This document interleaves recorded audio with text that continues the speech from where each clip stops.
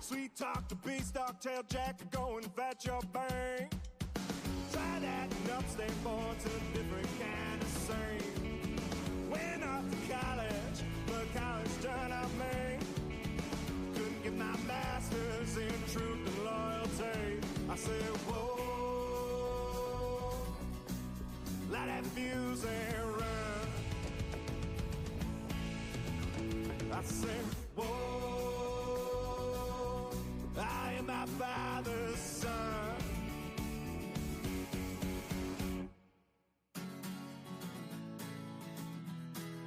Light that fuse and run. Whoa, light that fuse and run. Went off to college, but college done up me. Couldn't get my master's in truth and loyalty. Bang out the buzzword, teaching that blind man to sing. What's up, Bills Mafia? This is Scott coming at you from 24/7 Buff Fandemonium with this week's episode of the K-Gun Report. We welcome you. We have a fun conversation going on tonight. Hot topics. Obviously, there's a lot of them. We just signed someone today. Mandatories were today. James Cook showed up. There's always that conversation about the upcoming season 2025 with Kincaid and Keon Coleman, but I'm not going to tell you too much. We're going to get right to the intro, and we got a fun panel. So welcome to the K-Gun Report. See you in a second.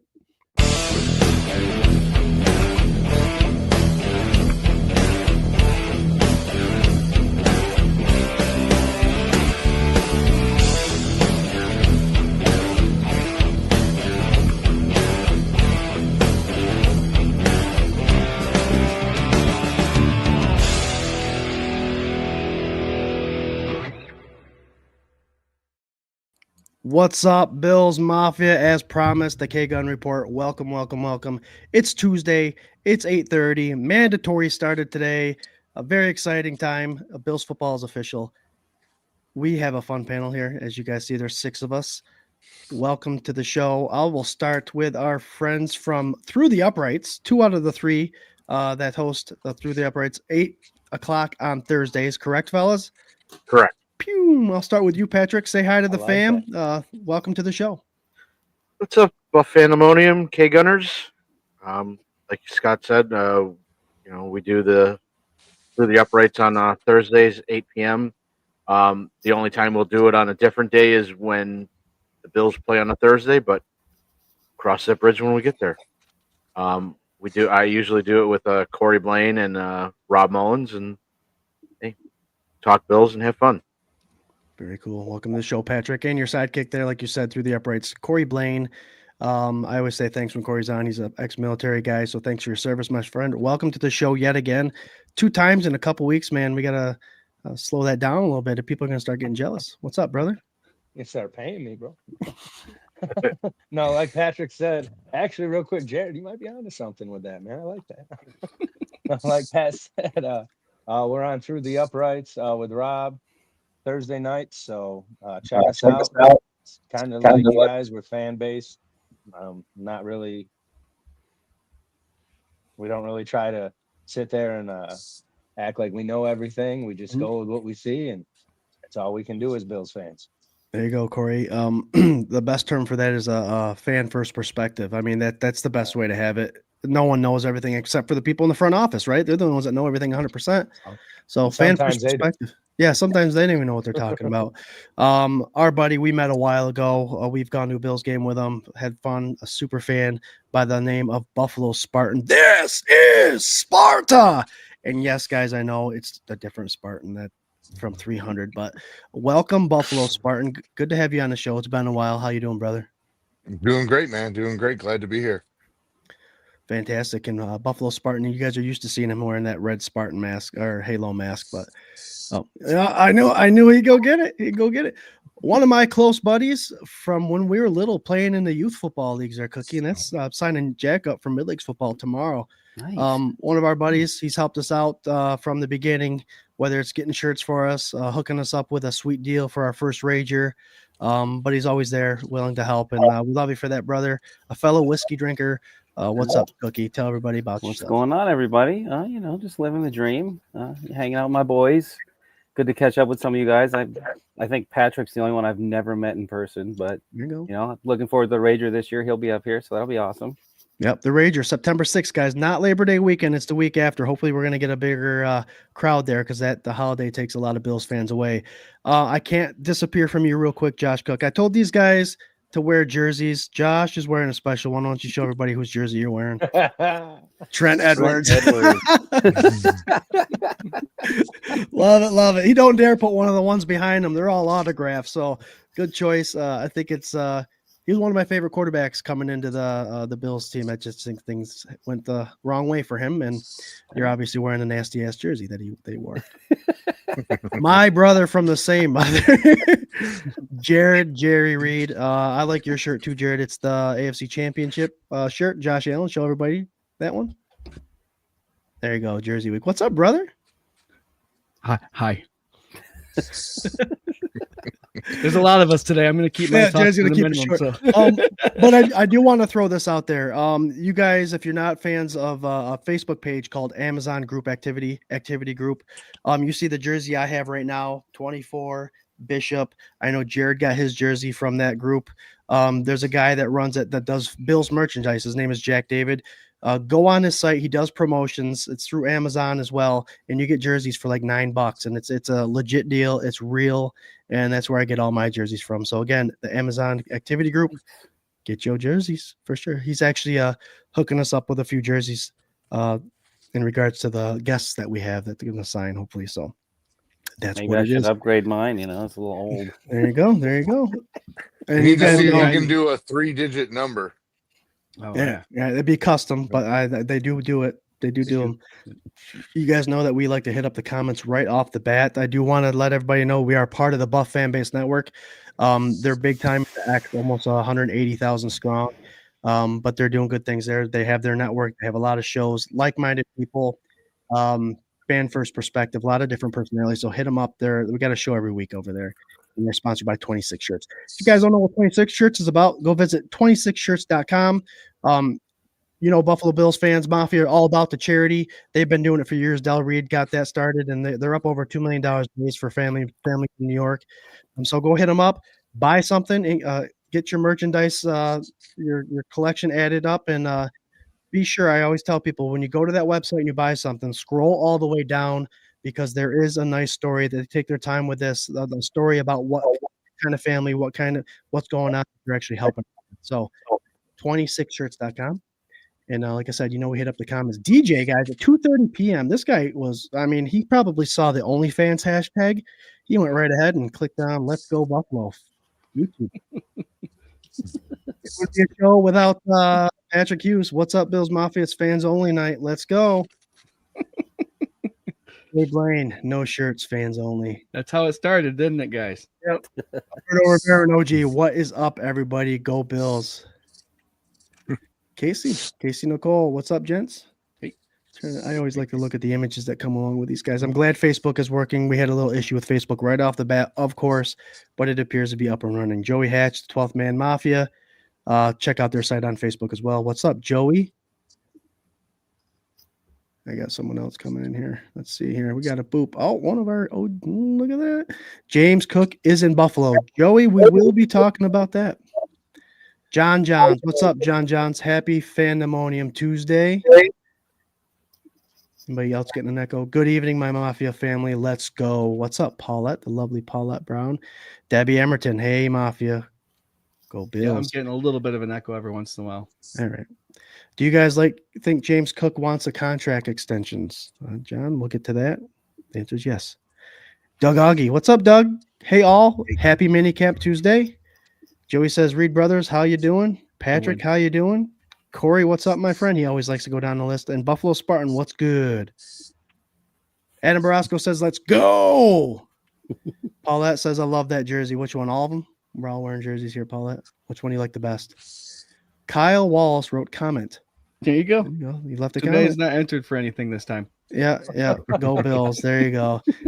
Leave a comment. Comment. And comment. Love it. Lonnie's on. Say hi to Mom, Josh. Hi, Mom. Buffalo Spartan get excited about. And then Lori Wynn. What's up, Lori? Hey, pals. What's up, Lori? And Eli, what's happening? Yep. Lori's the mother of Eli. He does the Eli's lockdown. He gives us his predictions every game. Fun stuff. The doctor is in. Go Bills. Great to see you guys. And driving and on the street.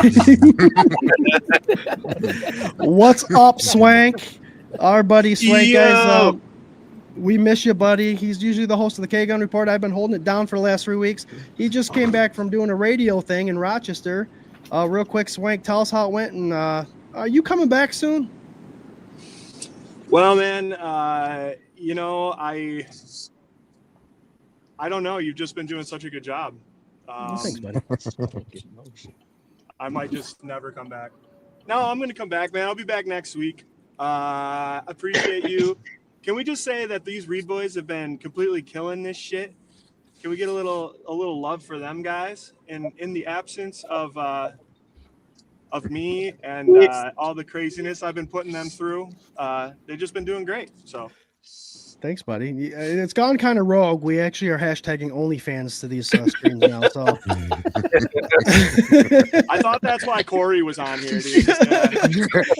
Corey jumps on the stream and it's OnlyFans everywhere. But, there you go. Well, the radio, we were doing the radio no slot shirt. went good, man. Good. How many songs I didn't you know play? that, dude. Is that the theme? You got your shirt on, right? Yeah, Bills fans. No before shirt, the show, that's the theme? Before the show started, we all had jerseys on. Jared shows up, of course, without anything on, so it was kind of fitting. But oh man, dude, yeah. Well, since there's like 18 people on the panel right now, you guys get a little peek behind the curtain. Jerry likes to show us his nipples before every single show. It's become a good luck thing. It's like, I switched to piercing. It's like one of those works, things why not? I swear to God, Jerry's life isn't as like hectic as he makes it, but then he likes to like pop on naked to be like, "Oh, guys, I just didn't even have time to put clothes on today." It's crazy. You see how It's busy Tuesday. it is? He mowed his lawn. Mowed his lawn. All right, guys. I do want to start off real quick. Swank, I want your take on this real quick. Sure. The biggest news that's come out of the Bills camp so far today that I heard is the Bills are actually looking for a new Billy the Buffalo. Not sure what the qualifications are, but do you think that position will be filled before the season starts? I'll do it. Oh, I only caught like part of that, but I'm hearing that like they're looking for a new Billy Buffalo. Do we know what happened to the old Billy Buffalo? I don't know, guys. Apparently they there's like it's like a fraternity, and these guys, like when they leave a job, they jump all over the opportunity to get on another one. So they make decent money for it, apparently. But apparently there's a following and a big group. Okay, so is the question who on the panel do I think is going to be the next Billy Buffalo? Because Fuck you. I think I'm going Spartan, dude. There you go. This is Billy. I wear my helmet.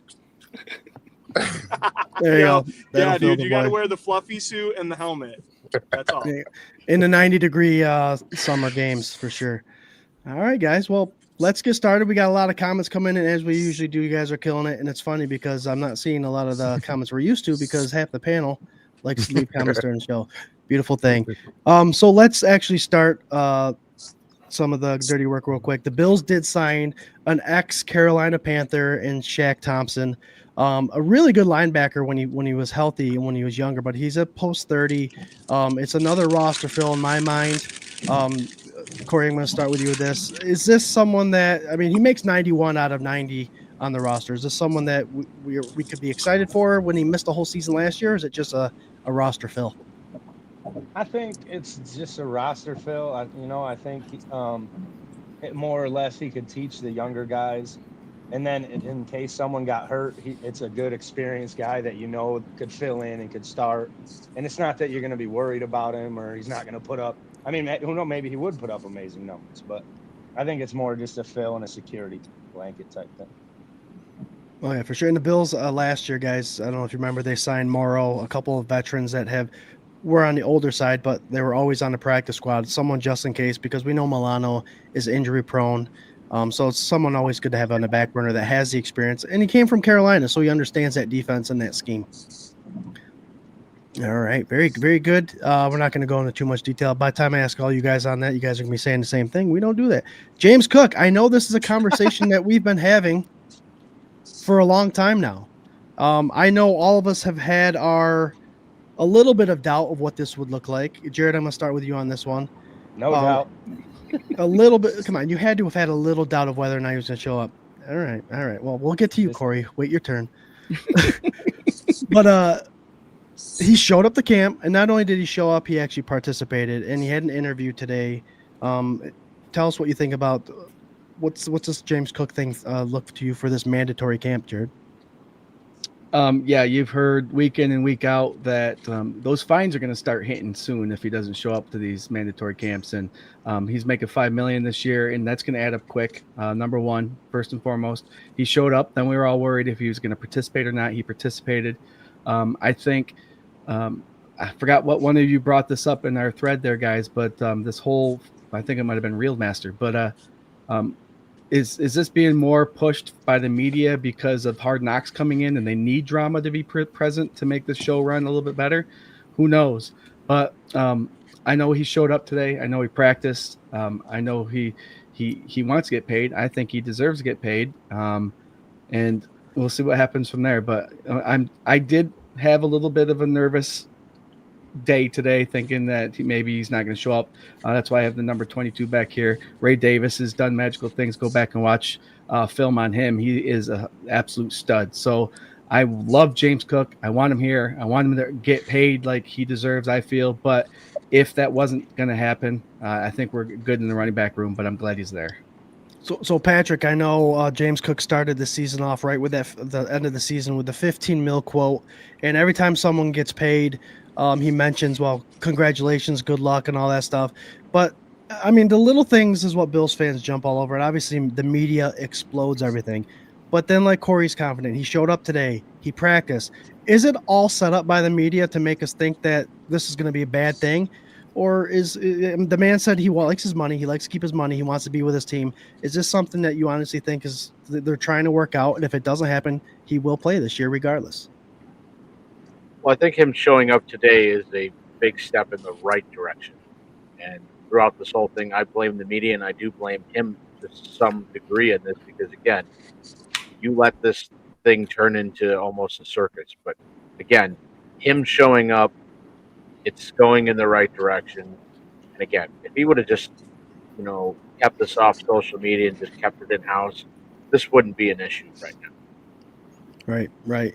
And Spartan, if he misses, Jared already mentioned how much money he'd be missing for missing mandatories. Obviously, he's there. Training camp's another story. That's $500,000.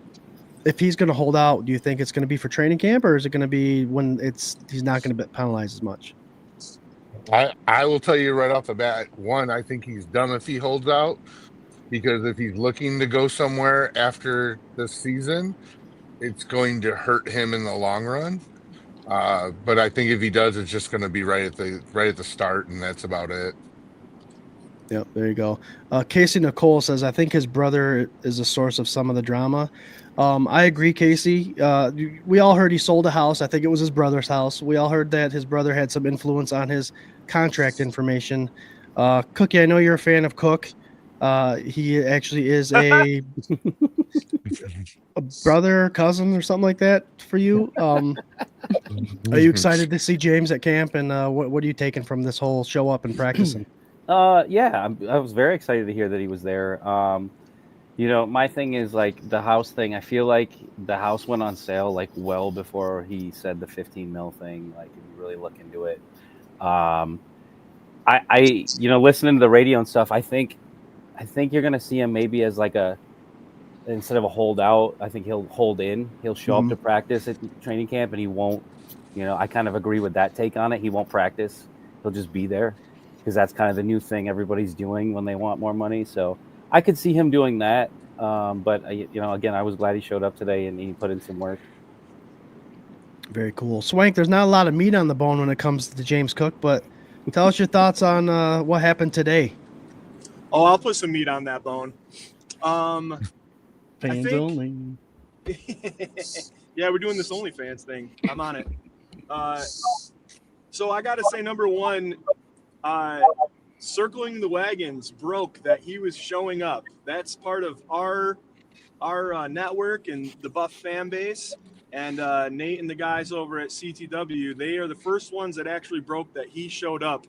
And I think that's like a great thing, for our friends to have done and to be on the inside track on. And B, man, like, it kind of shows that even the national, Schefters and all these dudes, like, they don't know exactly what the hell's going on any better than anybody else. So I'm really stoked that they're the ones that broke this. I think that everybody's making too much out of this. I think this is 100% agents.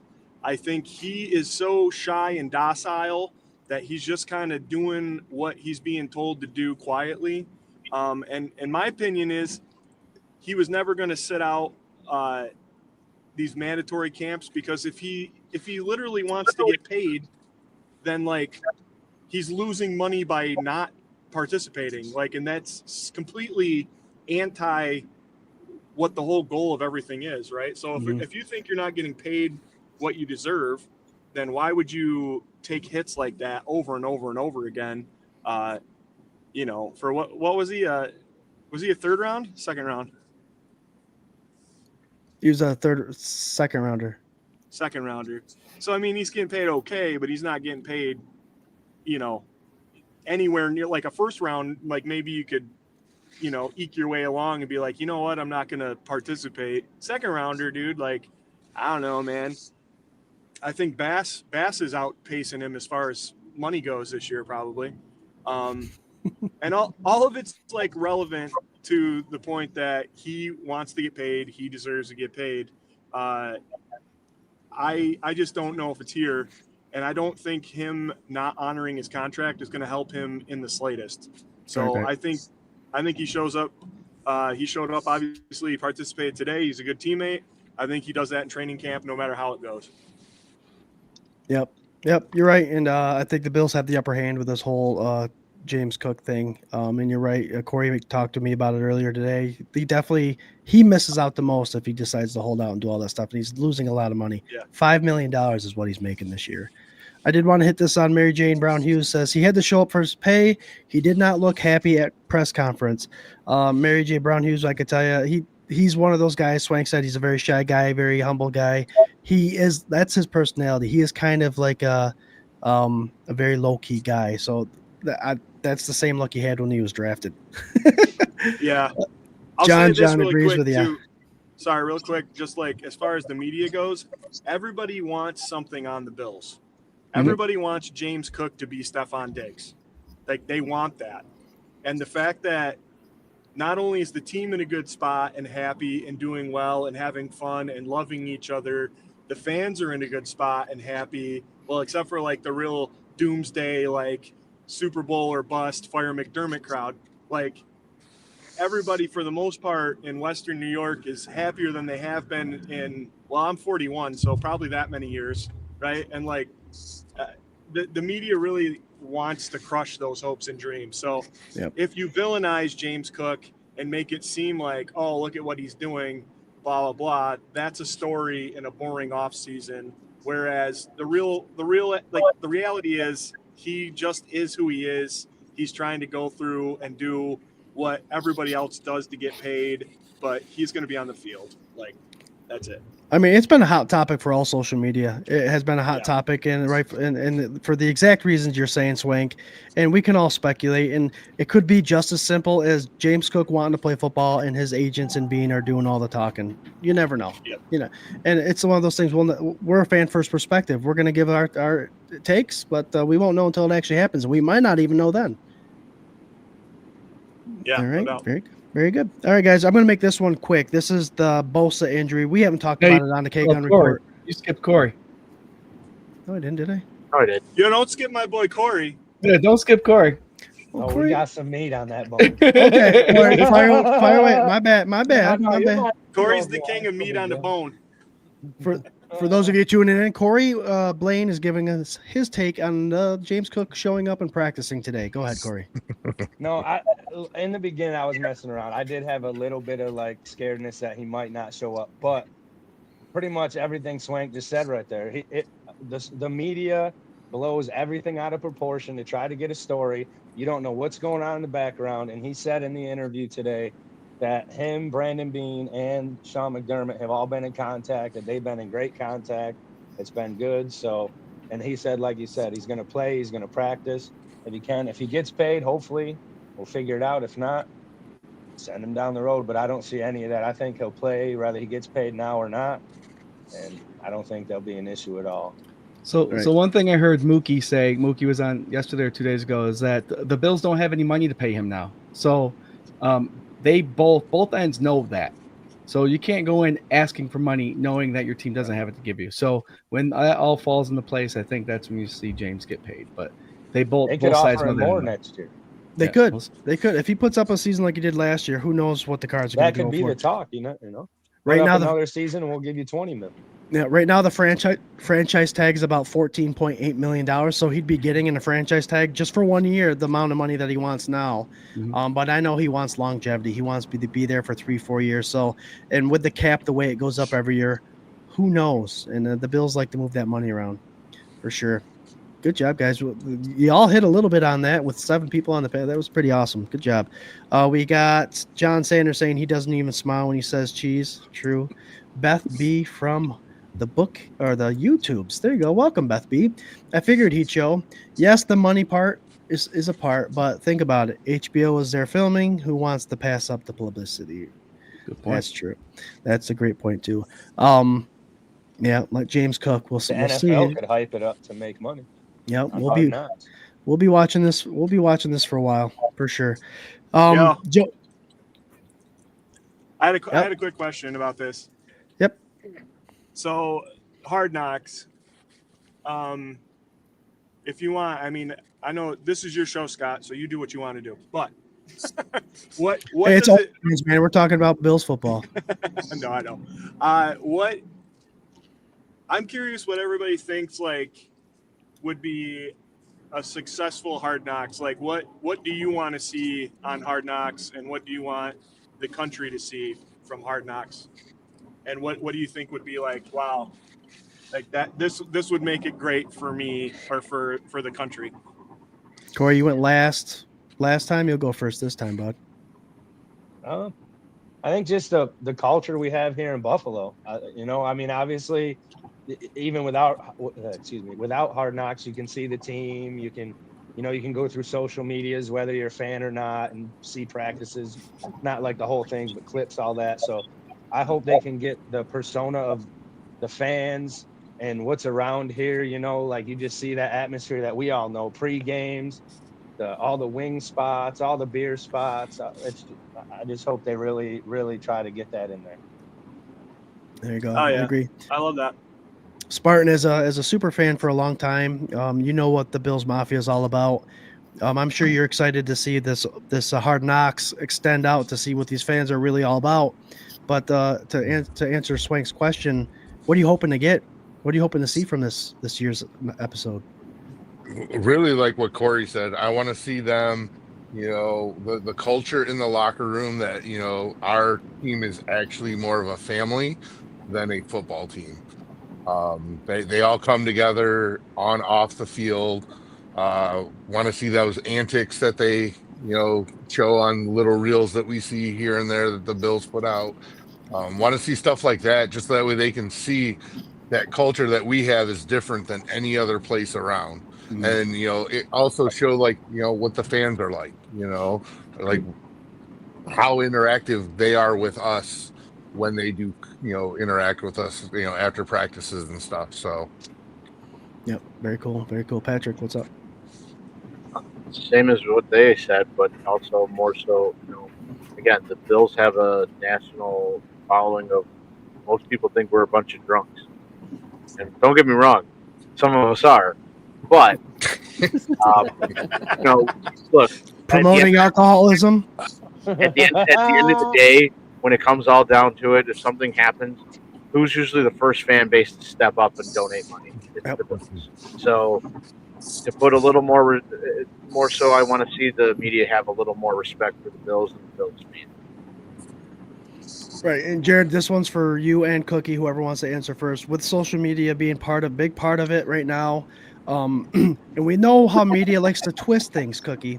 We know how the media likes to twist things. Will they show us the true Bills Mafia and the true Buffalo Bills, or are they going to twist it to a narrative? I'm not sure where they would go, but do you think they'll hold true to the Bills Nation, Bills Mafia?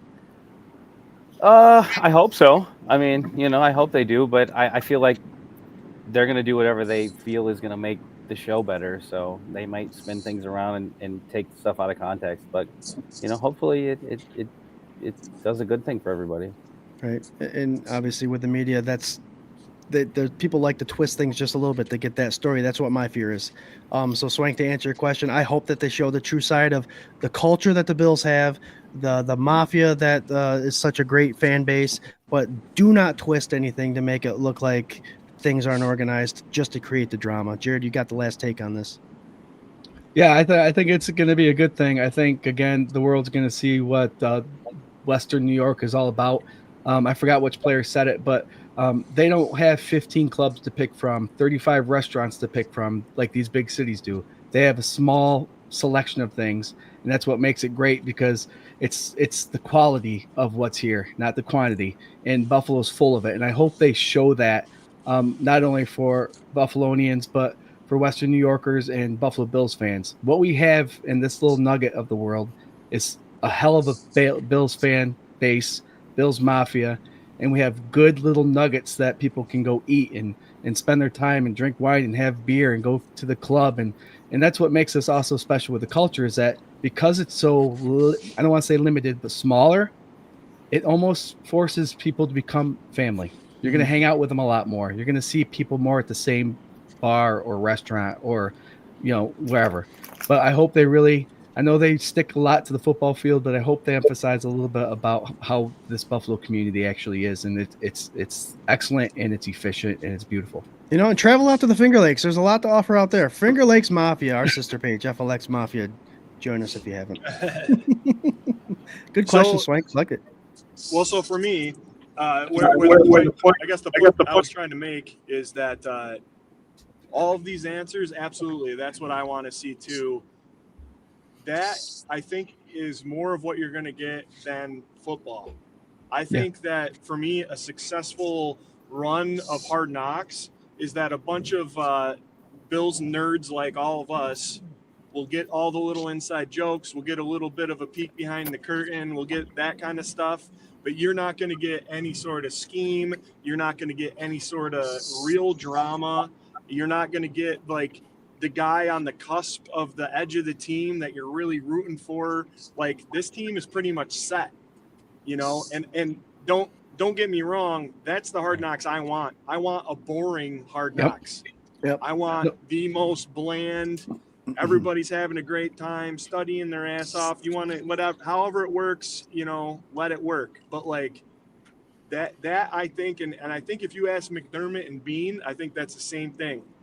Like, they're going to have a boring, here you go. You wanted this. We have to do it. This is what you get. And that's all. And by the way, we won the Super Bowl. Yes. Or we're about to. Yeah. There you go. Love it.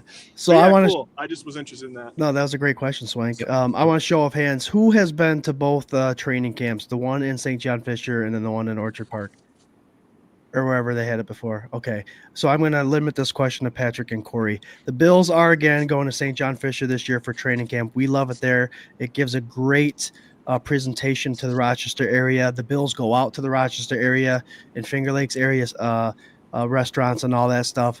But what is obviously it's coming out and reaching out, but what would you both think, start with you, Patrick, is the biggest difference between in Orchard Park training camp compared to the obvious reaching out to the Rochester area and extending the Buffalo love in Rochester here? Well, as you said, it's more so, reaching out to an area where they're not usually at. I mean, let's be honest.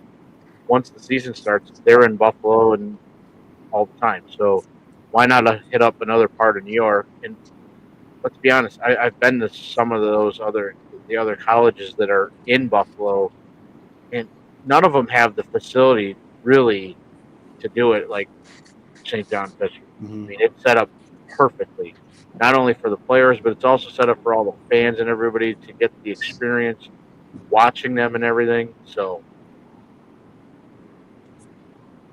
very cool. Corey, what's your experience with that? Like Pat said, I think I can't speak for. I mean, I don't really know any other NFL team for that part of the aspect of it. I don't know if we're the only team that does go away from their stadium like that to a college. I know other ones have different training facilities, like kind of off of where their stadium is, but I think it's awesome. We took our daughter last year for the first time, and like the kid experience when you walk in is amazing, and they have. It's Wegmans and all. They're just everywhere you turn, someone's handing you something for free, or some reporter or some podcast one's coming up to you. So for fans, I think that's a lot better because I know it goes based on what ticket you have, where you can get in, but it's just more of like an experience. It's like that high school kind of experience, like you see like the Friday Night Light games and stuff like that. Up here in New York, only a select few schools. We don't really have that experience here. So for me, it's kind of like that. Mm-hmm. But whereas at the stadium, it was more like, it still had all of that, but it kind of felt more organized, more like, I don't know if you go somewhere and be like, am I allowed to be in here? Like, can I be? So, but both were great, I think. Very cool. Yeah, I've only been to the one, and they do give a hell of an experience for sure. Okay, so we got couple more things to talk about. We got 22 more minutes. Swank, how's the ride? I saw it was getting dark. Thanks for turning on the light. Yeah, actually, I was.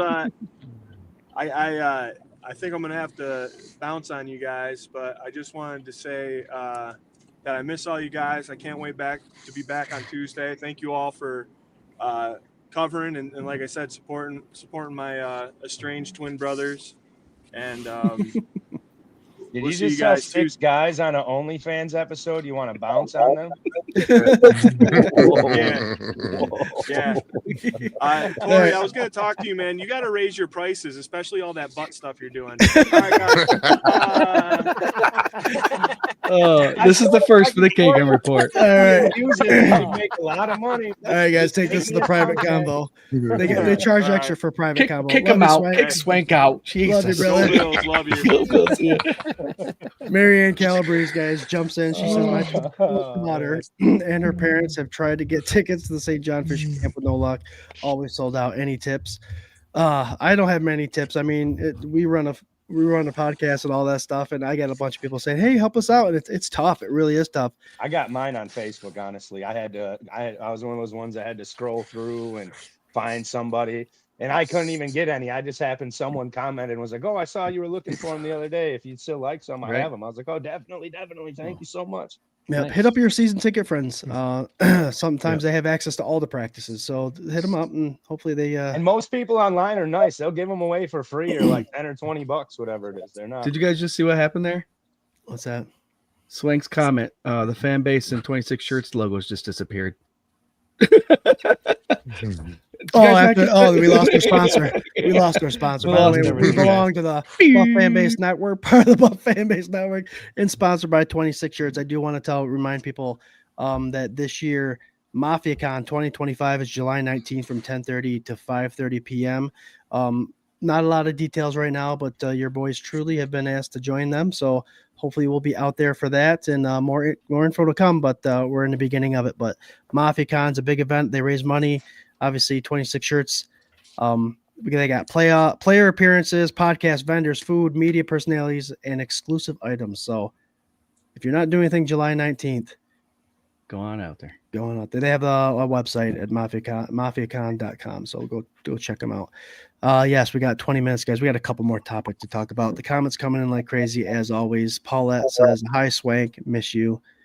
And John Johns reminds us that we are now rated mature audiences only because of that butt love comment. So, NC-17. and yeah, right, with the squiggly lines. So 117. NC-117. There you That's go. why you can't have The me on extra one twice in in there. 1 month.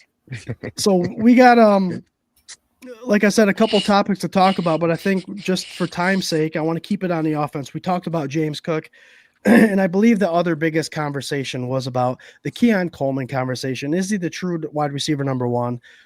Is he going to produce better than he did last year, keeping in mind that he was injured last year and he was a rookie last year? Cookie, I'm going to start with you on this one. We saw that he came in and everybody likes to jump on, oh, he's bulked up and all this stuff. His routes do look nasty, but again, it's voluntary camp and then it's mini camp. The routes are always looking nasty when they're not having anybody guard against them. What are your expectations, guys? We'll go around the panel, start with Cookie, of Keon Coleman. I have pretty high expectations. I think he's going to have a big year. I think he's put in the work that he needed to. Everybody said he's bulked up. His routes look good. I think you saw he was very frustrated with his injury and how his production was down afterwards. So I think you're going to see him just the type of person he is. He's going to come back hard, and I'm really excited to see what he can do. Yep, should be a more productive year. Even if he gets the same amount of targets, I believe that he'll make the most out of them. Patrick, what's your feeling on Keon Coleman in 2025? Well, I think he's going to have a better season than he did last year. Part of the reason, it's the full year with this system. Now Josh Allen's completely familiar with him. He's completely familiar with Josh Allen. So now it's just, hey, get open, get the ball, and do you. There you go. Doing him is what got him drafted so early. Spartan, what's up? I think that he's gonna have a much better year than he did last year, obviously, due to his injuries. But I truly don't see him as a true number one for us. I see him, more of a two than anything. I don't see him as a one. But I do see him, increasing numbers drastically. He will get those. He will get those catches. He'll get some yak yards.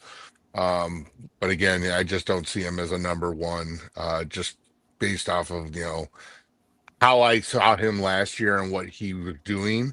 It just didn't feel right. Right. Spartan, do you not see him as number one because they have 1A, 1B, 1C, or do you have someone else that you have in mind that would be that number one target, like a Shakir or someone like that? It's a little bit of both. I definitely see we have evolved to a everyone eats offense. Obviously, even though he's our so-called slot guy, Shakir's been my guy for a long time. I do like Shakir. If stat purposes only, he is our number one. But he's not a true number one either. So it's the whole true number one thing. I don't think that this team has a true number one on it. So we're just going to stick with that, 1A, 1B, 1C, and go from there. I like it. So Corey, he is coming off an injury. Obviously, he didn't play the full season last year. Coming back hungrier than he was last year, like Cookie was mentioning. What does a good season for Keon Coleman look like? Is it similar numbers than he had last year? Is it more efficient numbers, like higher catch percentage, all that stuff? Because it will be limited. What would be considered to you a successful season for Keon Coleman? Like you said, he was injured, so if he can stay healthy, definitely he has to have some better numbers. Not that even when he did play last year, his numbers weren't great. He had some key plays. So I agree 100% with what everyone said, especially Spartan. I think he'll do a lot better this year, but I think he'll honestly, rather than a lot of yards, I think he'll have more touchdowns. I think he'll be one of the leaders on the team for touchdowns. I think we'll use him more like not necessarily just red zone, but when we're past the 50-yard line more, or, deep, because he's honestly, I think he's one of the better guys one-on-one, like going up against a guy, not for like a deep route or a fast route, but like one-on-one pushing and shoving. I think 99% of the time he's going to win that. And he proved that last year, and now putting on weight. I'm excited to see what he'll do this year. Very cool. Very cool. What's up, Jared? Yeah, week in and week out, we go through this whole true number one, and the Buffalo Bills fans don't know who their number one receiver is until the end of the season anyway. So that's a great take. I see where Buffalo Spartan's coming from, because he doesn't, there's something he lacks, and I think it might be maybe separation or something like that, because then you look at Shakir and you see his hip speed and his foot speed and the way he moves. Keon Coleman's obviously a bigger, taller receiver, so he doesn't have that, but you expect a little bit of it. And I think that's what we're missing, is that hip movement from him. And who knows what year two brings. It might do that. Last year, he had 29 catches for over 500 yards. He almost averaged 20 yards a catch. So if he can have a healthy season where he's not fighting back from injuries, I'm looking for that number to be up where it's near 65. And if he's averaging 20 yards a catch, still he's over 1K. And again, a lot of those, Corey, I think, are going to be inside the 50. End zone. We saw him go up and over Reed last year against the Jets to grab that ball out of the air.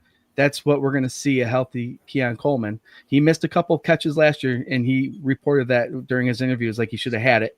And I remember 2 off the bat, but he's going to be more efficient. He's going to be healthy. You add bulk, you add good workouts, it makes you healthier. Yes, injuries happen, but if you're doing the right things, it's going to lead you in a good direction with health-wise. So I'm thinking a full season from him, you'll see 65, 1,100 yards and about 10 touchdowns. And that is that your receiver one? We'll see. Yeah, who knows? Keon had 10 pounds more muscle, and his routes were more crisp, and coaches were impressed, says John Robert. John Sanders from the YouTube said, I always viewed Coleman as a better Gabe Davis. He just doesn't have true number one, like Diggs was opposite him. Very true. Yeah, I mean, all your guys' takes were pretty good. I do believe the weight gain and the full off season, not worried about college and then being drafted. Now he's got a full off season to dedicate to this offense and his training.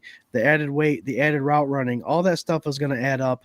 And it depends on whether you think Joshua Palmer is going to be a guy that could be that Z receiver, that second receiver that takes that deep safety way to create more of the one-to-ones. Corey, I like the point you brought up about being on the other side of the 50. We didn't see Coleman catch a lot of balls and try to stretch the field on their side of the field. It was when they were past the 50 when he could be dangerously utilized as a deep fade route or something where he can create yards after catching touchdowns.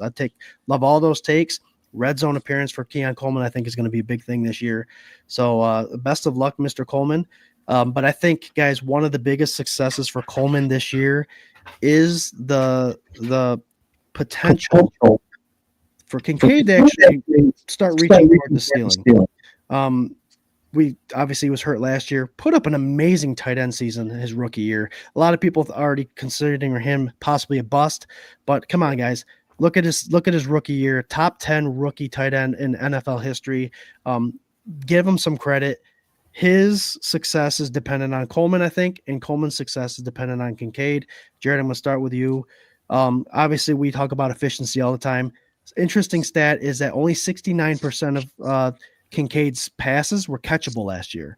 So that alone, if Josh and him can connect better, is going to increase his numbers and make him a better target. What is Kincaid? What does he have to do this year to get him out of that bust talk and more like, oh, he might be reaching a ceiling? Well, first of all, whoever says bust with Kincaid needs to watch more football. He was obviously injured last year. He had a knee issue. Remember, he landed on that knee bad. He had 73 catches, I think, his rookie year. He was on his way, and he fought through injuries. This year's people are saying he's lost a little weight, and he's got that knee brace on, which stay away from the knee brace, whatever. It doesn't mean anything. But losing a little bit of weight means, I think, that the Bills staff has gotten to him and said, hey, we brought you in to be a receiving tight end, and you were great your freshman and sophomore year. Now your junior year, we want you to lose a little weight and become more of that receiving running tight end. So I got a feeling he's going to blow up as well. And it's hard to throw numbers at these guys, but I think he's around the 60 reception again with him. Sleeker, faster. He's going to be out there in the pass games more than run support because we got some beefy tight ends now. But no, I think he's well on his way. To say bust in year 2 is just ridiculous. And you got to take into consideration that injury. Cookie, what's Kincaid looking like to you? Hopefully, I think he's gonna have a big year as well. I mean, I think him getting healthy, dropping some weight, like Jared said, I think it's gonna make his game that much better. I think he's gonna be a little bit more physical this year. I think you could see that last year he was banged up, so he kind of shied away from taking some hits and moving some people around and opening himself up. So I think you're going to see him go after some linebackers, get him out of his way, and make some big catches. There you go. Corey, Jared says he's slimming up. Some people want him to get bigger to block. He's not a blocking tight end. I think he has the advantage over the linebackers regardless of what weight he is. Is he going to make this Palmer and Keon Coleman wide receiver crew a lot better because of what he's going to be able to provide this year? I believe so. Like you said, we don't need him to block. Why? We have Knox. Knox is a monster. I think a lot of not just Bills fans, but some people forgot how. I mean, obviously he wasn't one of the top, but how good Knox was before Kincaid took over when he was the starter as well. He could run through guys. He could make catching plays. So use Knox for the blocking guy and the big heavier plays, and the young cat we just drafted, if he makes it, use those guys. Let Kincaid be the slimmer guy.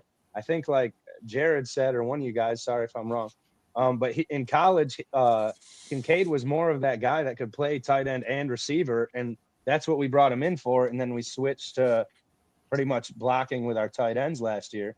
So if we can break that up a little more and use him more as a wide receiver tight end and a catching tight end for routes, and let Knox in them, not taking anything away from Knox's route running at all. He's great too. But use him and the other guy for the blocks. I think we can utilize both of them no matter what. You know, a lot of people don't talk much about is Knox and his acceptance of his role in this team. You know, you don't hear him out there bitching or complaining.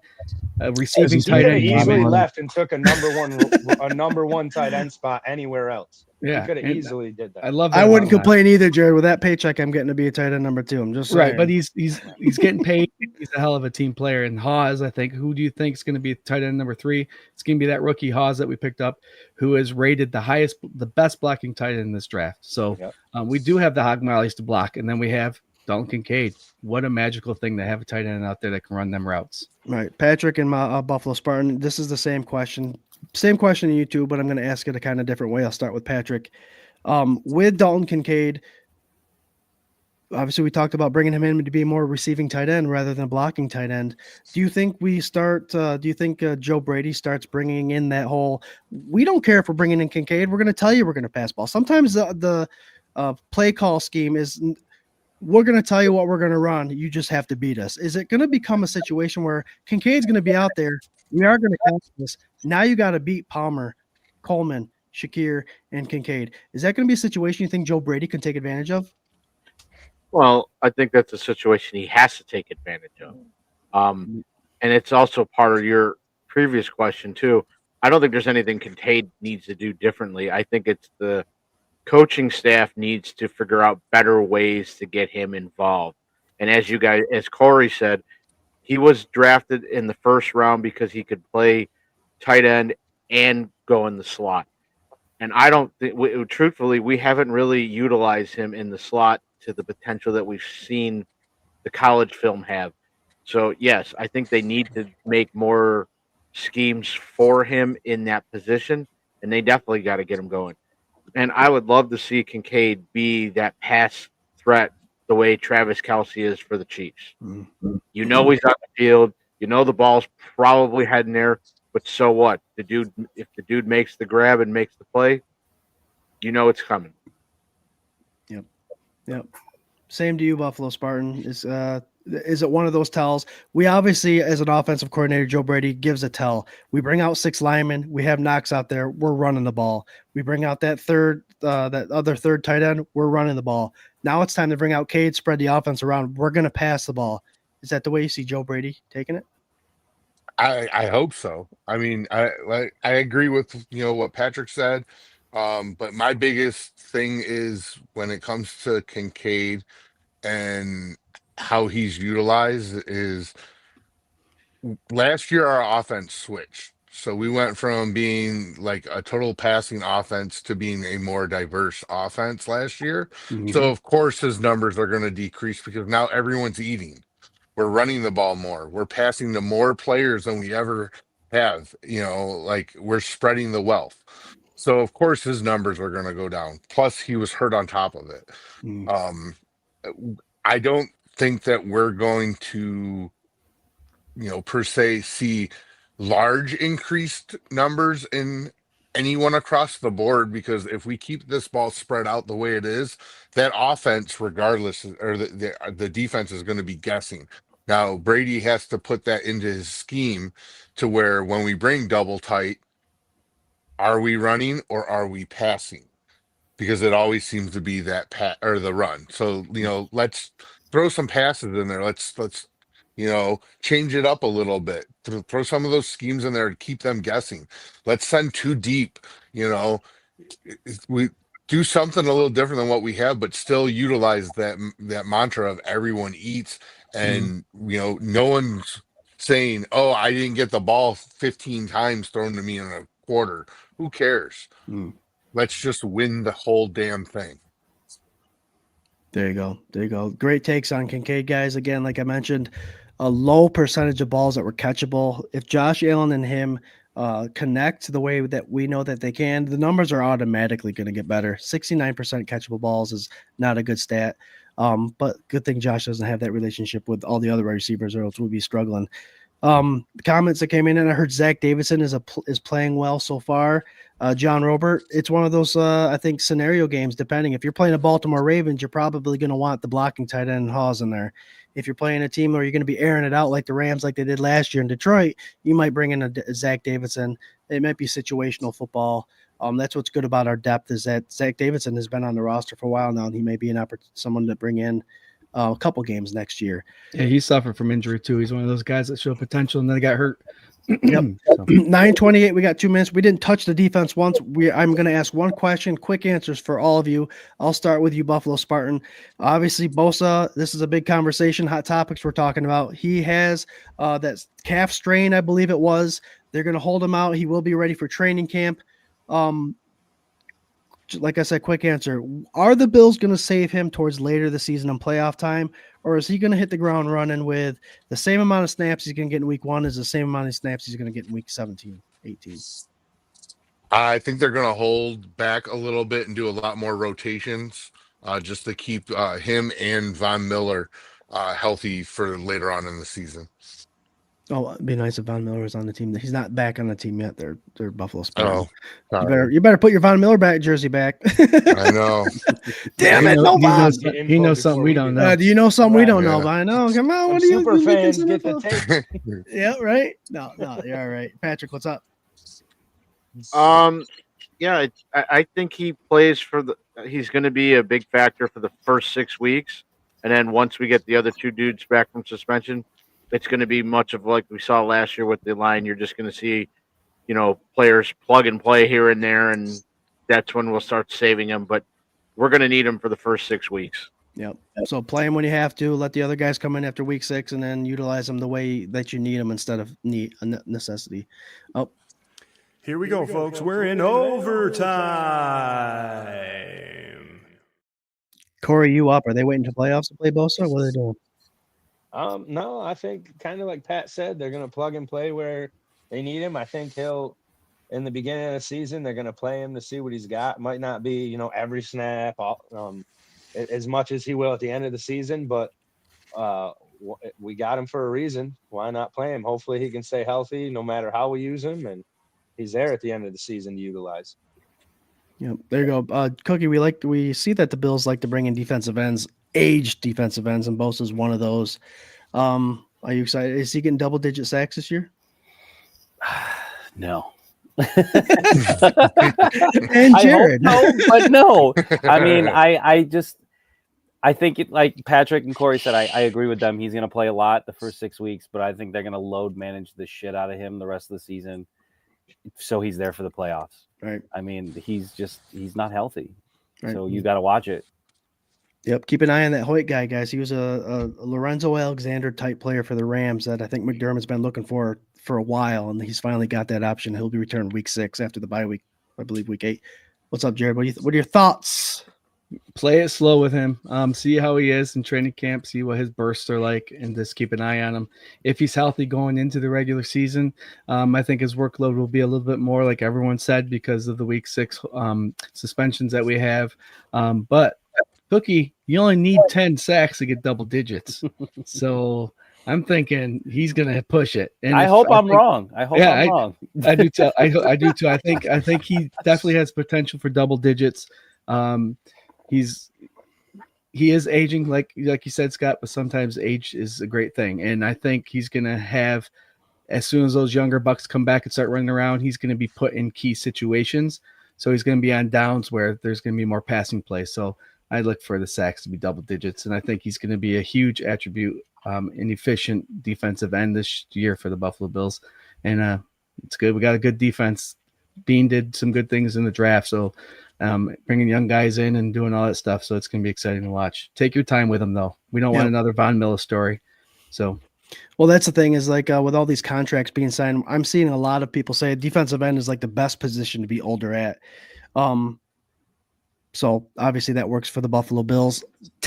Thanks for the math lesson, Jared. Everyone watching and paying attention. 10 is a double-digit number. Double-digit number. With the team built around him, I could, like you said, I could see him maybe getting 10. There you go. And if the offense keeps clicking, and when we're Right. beating teams by more than 2 touchdowns again this year, Those younger guys, take some guys off him. Yep, I can see it. Gotta ask what that's all about. Daniel Dunham says about time, dumbass. Okay, Doom well, boss. It's Doom Doom boss. boss. All right. Dumbass. There's a picture of a poodle there, so good job. Anyways, guys, we like the end of the show. Great participation. Loved having the panel on here, Mahomes guys. Honestly, yeah, we have 6 people on. Makes it hard for a conversation, but I think you guys nailed it. Yeah. Great show. Love having you guys on for sure. Mandatory started today. We got a couple more practices. Jared's showing off his glass. No, it's empty. It's empty. Just There you one. go. That's how you know the show's we done. aren't promoting alcoholism. I had 1 drink tonight. There you go. Speaking of that, Drinking soda. if you like the show too. and you like our content, we do have live social media pages 24/7 Buff Fandemonium. You see our logo down there underneath the K Gun Report. We're on Facebook, YouTube, Instagram, and X. Hit us up, join us, like us, tag us, share us, all that good stuff. But we'd like to end with final thoughts. I do want to thank Patrick and Corey through the uprights. I think they're going to come up with a new logo or something showing the guy kicking a little paper thing through the uprights there. But Corey, I'll start with you guys. Final thoughts. If you have a good final thought, throw it out there. We like to go through the panel and get that. So appreciate you guys for joining us. Corey, we'll start with you. No, man, I appreciate you guys having us on again. It was fun. Thank you so much. I always love a chance to talk Bills football, especially with friends and buddies. I'm excited for this season. Like we said, everything we touched on. The biggest thing I'll say is me and Jared told you guys so far with Cook. Any of the doubters out there that didn't think he was going to show up? No, there's still a long way to go, man. So who knows? I'm excited for the season no matter what. Offense, defense, like you guys said, we filled a lot of key spots, man. I'm ready for the season to start. Go Bills. There you go. Since you mentioned Cook, you're up. Thanks for having me on, guys. It's been a couple years since I've been on the show, so I appreciate it. Good to be with all you guys. Like I said, I'm looking forward to meeting Patrick at the Rager. That's going to be a good time. I'm excited. It's going to be a great year. They've been a lot of good moves. The draft was huge. Defense is going to be outstanding this year. I think we're going to see a really good defense. Other than that, I don't know. I guess that's it for me. Keep it short and sweet. There you go, brother.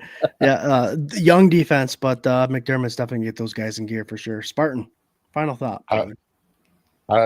Thanks for having me. I love it when I can come on here with you guys. You guys have become like an extended family to me. It's super excited for this year. The last year at the Ralph, I still call it the Ralph. Mm-hmm. Last year at the Ralph farewell tour. So looking forward to at least saying we won a Super Bowl while we were at the Ralph. Right. Hell yeah. Love it. Amen. Let's do it. Patrick. Yeah. Same as everybody else. Again, I don't want to see coaches get fired, but again, our team is set up right now. We are definitely Super Bowl or bust because that's the expectations that we have, and that's what we know this team can do. Also, as you mentioned, I do the show through the uprights. You mentioned the logo. It's got the Buffalo kicking the ball through the field goal. Oh yeah. We can do like a black of just Jared, like little paper just like a footballs. silhouette, like a black outlet of Jared. Just there you go. And just like the rest of them, thanks for having us on. Yep. Through the uprights, 8:00 on Thursdays. Jared, what's up?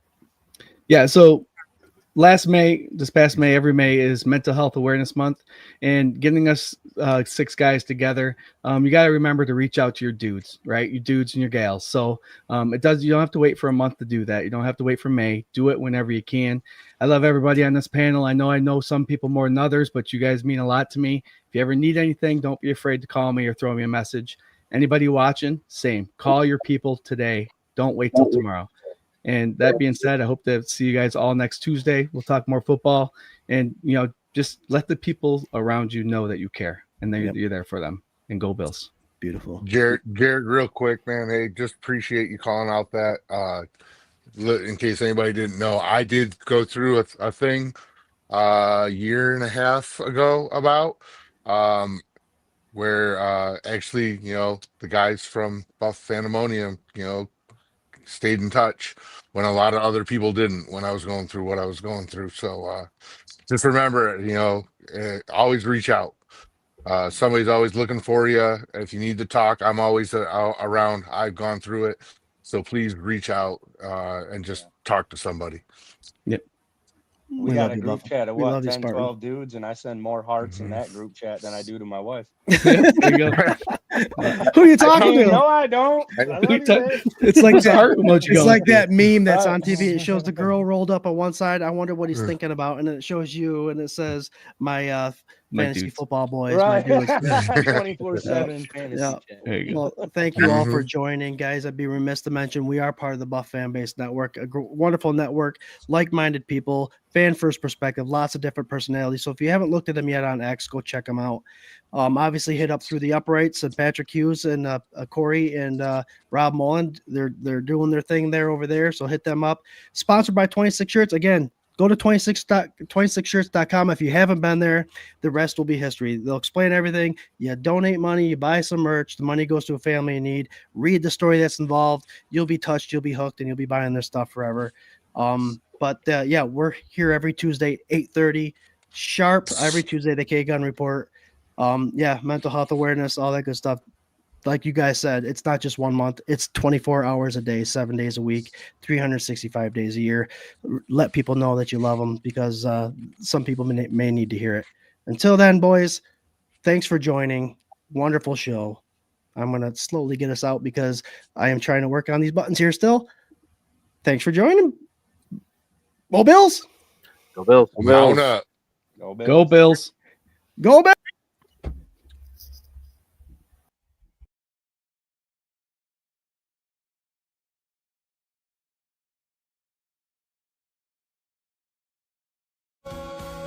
Let that fuse and run. Whoa, let that fuse and run. Whoa, let that fuse and run.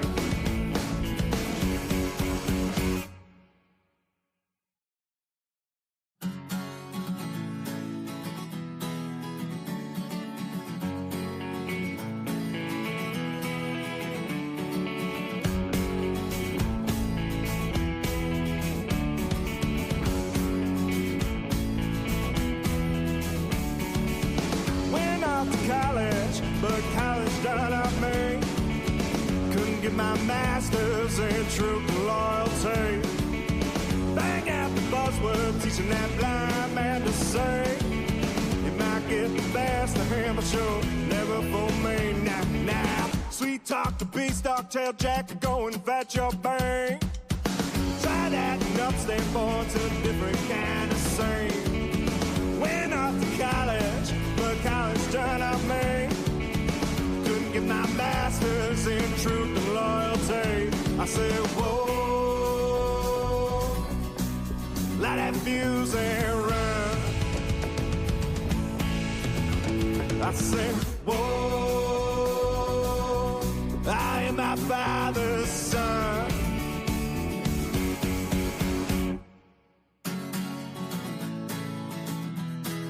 Let that fuse and run. Whoa, let that fuse and run. Went off to college, but college done up me. Couldn't get my master's in truth and loyalty. Bang out the buzzword, teaching that blind man to sing. You might get the best of him, but you'll never fool me. Now, sweet talk to beanstalk, tail jack to go and fetch your bang.